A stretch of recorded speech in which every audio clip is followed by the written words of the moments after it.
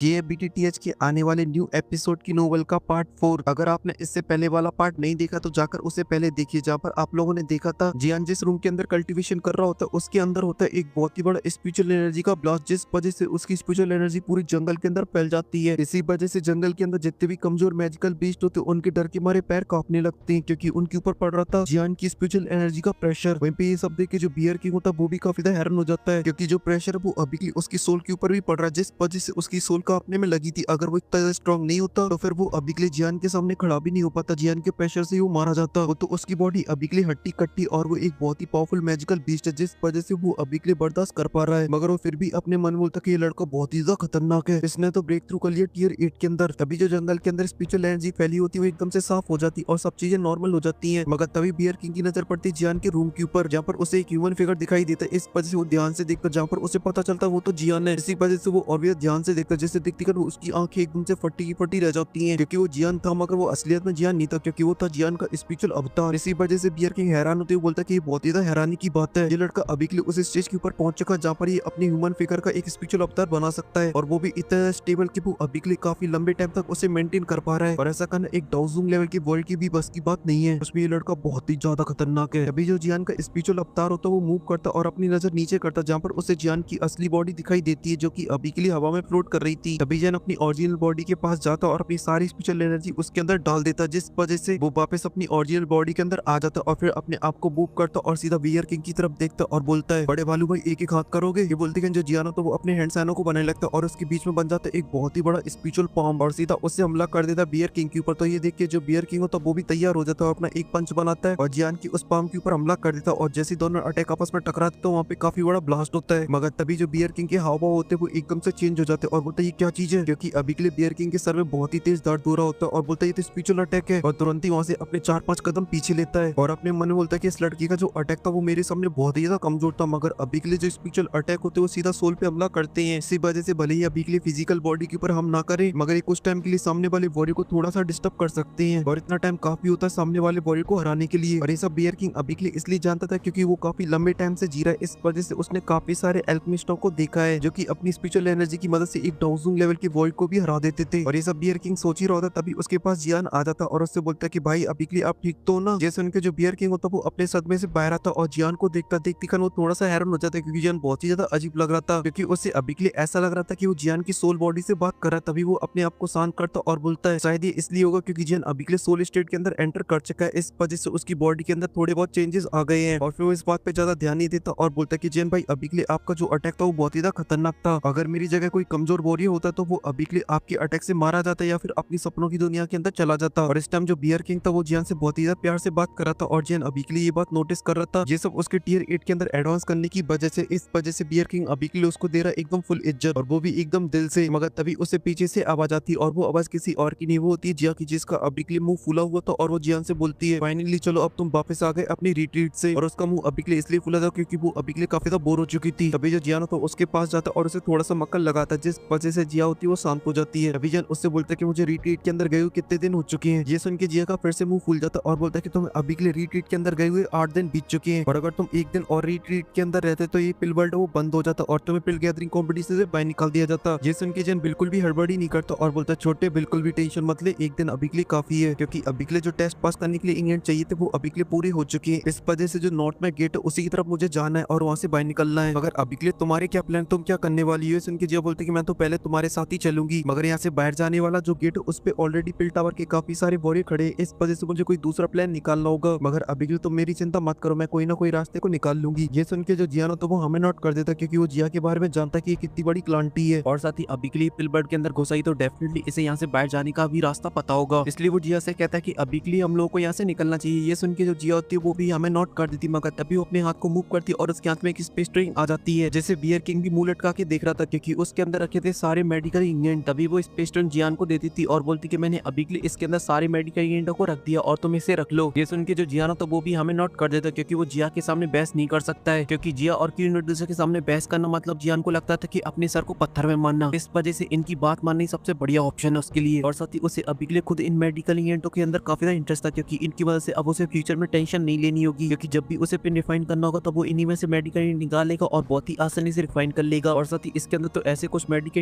थे जो कि बहुत ही ज्यादा रेयर थे। इस वजह से इनका बाहर मिलना बहुत ही ज्यादा मुश्किल है। इसलिए जन उस स्पेस ट्रेन को भी अपने हाथ में पहले तो और फिर बियर किंग की तरफ देखते हुए बोलता है, भालू भाई क्या आप भी अभी के लिए हमारे साथ ही चलोगे? ये सुन के जो बियर किंग अभी के लिए स्पेस ट्रेन को देख रहा होता तुरंत ही अपने ध्यान को हटाता और जियान से बोलता है, हाँ क्योंकि अगर मुझे यहाँ से बाहर निकलना तो मुझे पूरी तरीके से बूढ़ी दादी के ऊपर ही डिपेंड होना होगा और साथ ही वहाँ तक मैं आपके साथ चलूँ, क्योंकि अगर बीच में वो बुढ़ा आदमी फिर से तुम्हें मिल गया तो मैं आपकी रक्षा कर सकता हूँ। ये सुन के जो जियान होता खुश हो जाता और बोलता है कि इसके लिए आपका बहुत बहुत धन्यवाद, मगर अभी के लिए हमें अपना टाइम वेस्ट नहीं करना चाहिए और हमें यहाँ से चलना चाहिए। ये बोल के जो जियान होता वो पापा का पारा बन के वहाँ से जाने लगता, मगर तभी बियर किंग बोलता है कि ऐसे नहीं जाता मैं, अपन जाते एकदम फुल सिस्टम से। ये बोलती वो एक जोर की दाड़ मारता है जिस वजह से वहाँ पे एक बहुत ही बड़ा बर्ड मैजिकल बीस्ट आ जाता है, जिसे देख के बोलता है ये हमारी सवारी और ये बहुत ही फास्ट है और इसमें हमारी दुखी भी नहीं जाएगी। ये सुन के वो तीनों एक पल की भी देरी नहीं करते और जाकर उस मैजिकल बीस्ट के ऊपर बैठ जाते और जो मैजिकल बीस्ट होता है वो रॉकेट की तरह वहाँ से लॉन्च हो जाता है और उस मैजिकल बीस्ट की जो स्पीड थी वो बहुत ही फास्ट थी। इस वजह से जियान को लग रहा था कि वो आधे दिन के अंदर ही वहाँ पे पहुंच जाएंगे और जब जियान रास्ते में जा रहा था तो वहाँ पे उसे और भी काफी सारे स्टूडेंट दिखाई देते हैं जो कि स्पिलबर्ग से बाहर जाने वाले रास्ते की तरफ आगे बढ़ रहे होते हैं। ऐसे जियान कुछ घंटे तक सफर करता रहता और फाइनली एक गेट के पास पहुंच जाता जहाँ पर अभी के लिए काफी सारे स्टूडेंट खड़े होते हैं। ये देख के जियान बोलते हैं कि हम लोग सही टाइम पे आ चुके हैं और यहीं पे उस गेट के पास खड़े हुए जितने भी लोग थे उस मैजिकल बीस्ट को देख के काफी ज्यादा डर जाते क्योंकि जो फ्लाइंग मैजिकल बीस्ट बहुत ही खतरनाक है। मगर तभी उसके ऊपर से 3 लोग टपकते जिनमें से एक जिया होती है और एक होता है बियर किंग, जिसे देख के वो सभी लोग काफी ज्यादा हैरान हो जाते हैं क्योंकि उन्हें अभी के लिए जियान की बॉडी से तो पता चल रहा था कि जियान एक एल्केमिस्ट है, मगर इन दोनों का तो दूर दूर तक नाता नहीं लग रहा किसी भी एल्केमिस्ट से। मगर इस बात से जिया और बियर किंग को घंटा कोई फर्क नहीं पड़ रहा था। अभी जियान को वहाँ पे कुछ जाने पहचाने लोग दिखाई देते और जियान की नजर जाती उनमें से एक के ऊपर और आप लोग तो जानते कि जियान किस तरीके का आदमी है, इस वजह से उसकी नजर जाती है सीधा कॉइन के ऊपर। तभी कॉइन की नजर भी जियान के ऊपर पड़ती और जब वो देखती कि जियान एकदम टकाटक है तो उससे भी काफी ज्यादा रिलीफ फील होता है और उसके चेहरे पे आ जाती एक लवली स्माइल। ये देख के जो सॉन्किंग होता है वो ऊपर से नीचे तक जल जाता है, मगर तभी वो अपने आप को शांत करता और बोलता कि मिस कॉइन में अभी के लिए आपको बचाना तो चाहता था, मगर उस बंदे ने मेरे ऊपर भी एक कर दिया था खतरनाक हमला जो कि दिखाई नहीं दे रहा था, मगर वो मुझ में लग जाता तो मैं तुरंत ही वहाँ पे मारा जाता, इस वजह से मुझे वहाँ से भागना पड़ा। ये सुन लेकिन कॉइन के चेहरे पे स्माइल आ जाती और बोलती कि सीनियर सॉन्ग अभी के लिए आपको अपने आप को ब्लेम नहीं करना चाहिए था क्योंकि वहाँ पे सिचुएशन ऐसी बन चुकी थी, सभी लोगों को अपनी जान बचानी थी, इस वजह से आपने ऐसा कुछ भी नहीं किया, इस वजह से अभी के लिए आप एकदम चिल मारो। मगर ये तो कॉइन की ऊपर ऊपर की भावना थी, अंदर से तो वो काफी गुस्से में थी क्योंकि वहाँ पे जो कुछ भी उसे बहुत ही अच्छे से याद है और किसने उसके साथ वहाँ पे क्या किया उसे भी बहुत ही अच्छे से याद है। इस वजह से वो जियान की तरफ देखती है और उसके चेहरे पे एक बहुत ही बड़ी सी स्माइल आ जाती है और ये स्माइल पहले की स्माइल से बहुत ही अलग थी क्योंकि पहली वाली स्माइल में होता था घमंड, मगर इस वाली स्माइल में कुछ और ही, और वो क्या है वो आप लोग खुद ही समझ जाओ। वहीं पे जियान भी स्माइल करती हुई देखता तो वो भी काउंटर स्माइल मार देता और फिर उसकी नजर पड़ती एक बंदे के ऊपर जो कि वहाँ पे क्रॉस लेग करे बैठा हुआ होता है, जिसे देख के जियान को काफी ज्यादा गुस्सा आता है क्योंकि ये बंदा कोई और नहीं वो था ओल्ड मूंगू। और यहीं पे ओल्ड मूंगू को भी जियान का ऑरा सेंस हो जाता है, इस वजह से वो भी जियान की तरफ देखता, मगर जैसे ही देखता कि उसके पीछे अभी भी बियर किंग है तो फिर वो जियान के ऊपर कोई भी एक्शन नहीं लेता और उसके चेहरे पे की स्माइल आ जाती और जियान से देखते हुए बोलता है किस्मत मेहरबान है तेरे ऊपर, तू इस वजह से गधा पहलवान है। ये सुन के जियान उसे कोई जवाब नहीं देता और आसपास की जगह देखने लगता और बोलता है कि इसके अभी के लिए जो साथी वो गायब हो चुके हैं और साथ ही उन्होंने अपने ऑरे को ही चेंज कर लिया, इस वजह से उनकी पहचान करना बहुत ही मुश्किल है। और फिर आसपास के लोगों को और देखता जहाँ पर उसे और भी काफी सारे वॉरियर दिखाई देते हैं, मगर वो होते सभी के सभी एल्केमिस्ट और वो यहाँ पे इसलिए आते कि क्यों ना चाहिए थी 3000 बर्निंग फ्लेम। तभी जो जियान तो वो अपने मन में बोलता कि पिल गैदरिंग कंपटीशन बहुत ही हार्ड होने वाला है क्योंकि यहाँ पे काफी सारे बुड्ढे आए रखे हैं जो कि काफी ज्यादा टैलेंटेड है और इन सभी लोगों का यहाँ पे आने का सिर्फ एक ही कारण है, वो है 3000 बर्निंग फ्लेम। इसी वजह से भले मैं अभी के लिए सोलर स्टेट के अंदर ब्रेक थ्रू कर चुका हूँ मगर फिर भी मुझे अभी के लिए इस कॉम्पिटिशन को बिल्कुल भी हल्के में नहीं लेना है। और फिर उसकी नजर पड़ती है डेन चेन के ऊपर। ये लड़की बिल्कुल भी साधारण नहीं है क्योंकि अभी के लिए जैसा कि मैं सोलर स्टेट के अंदर ब्रेक थ्रू कर पा रहा हूँ तो मैं इसे अच्छे से सेंस कर पा रहा हूँ। इसकी बॉडी में से एक बहुत ही अजीब सी सक्शन फोर्स निकली जो कि दुई को एब्जॉर्ब नहीं करती बल्कि स्पिरिचुअल स्ट्रेंथ को एब्जॉर्ब करती है और शायद ये सब इसलिए हो सकता है क्योंकि इसके पास कोई स्पेशल बॉडी हो, जैसे कि लिटिल फ्री डॉक्टर के पास बुल पॉइजन बॉडी और चिंगलिंग के पास वो खतरनाक आंखें, शायद इसकी बॉडी के अंदर कुछ ऐसी स्पेशल पावर है। और फिर जिन वहीं पे बैठ जाता और इंतजार करने लगता गेट खुलने का और जैसे जैसे टाइम बीतता जा रहा था वहाँ पे और भी काफी सारे लोग आते जा रहे थे और धीरे धीरे करके इस टेस्ट का जो टाइम है अब वो खत्म हो रहा होता है। अभी गेट के ऊपर की स्पेस के अंदर कुछ हलचल होती और उसके अंदर से एक बुड्ढा बाहर निकला था जिसने पहन रखा था पिल टावर का बैच। और इसी के साथ ये जो पार्ट होता है वो यहीं पे खत्म हो जाता है। अगर आपको पसंद आए तो लाइक कर देना, साथ ही चैनल को भी सब्सक्राइब कर देना। मैं मिलता हूँ आपसे नेक्स्ट वीडियो में, तब तक के लिए आप सभी को बहुत सारा प्यार।